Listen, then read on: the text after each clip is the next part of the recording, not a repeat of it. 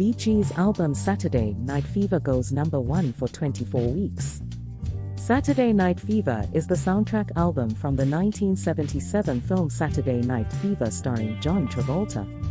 The soundtrack was released on November 15, 1977.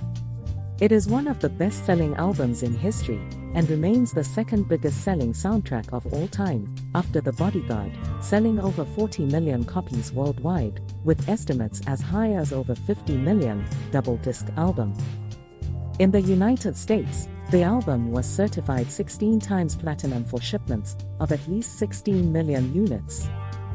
The album stayed atop the charts for 24 straight weeks from January to July 1978, and stayed on Billboard's album charts for 120 weeks until March 1980.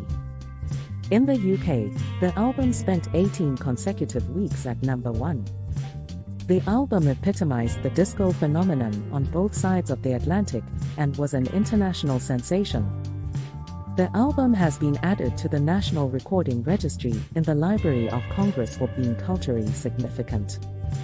According to the DVD commentary for Saturday Night Fever, the producers intended to use the song Low Down by Boz Scaggs in the rehearsal scene between Tony and Stephanie in the dance studio, and choreographed their dance moves to the song. However, representatives for Scaggs' label, Columbia Records, refused to grant legal clearance for it, as they wanted to pursue another disco movie project, which never materialized.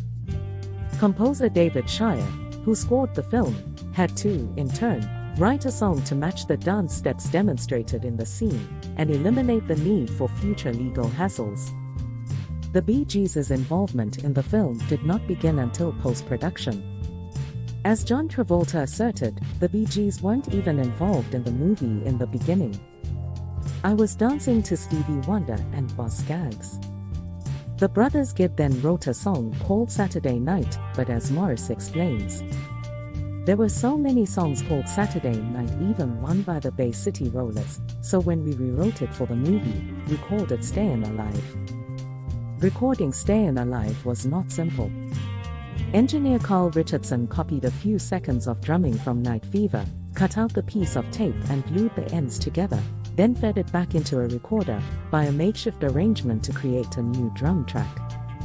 Drummer Dennis Bryan was unable to attend the recording of Stayin' Alive, having had to fly back to the UK to deal with a family member's health issue.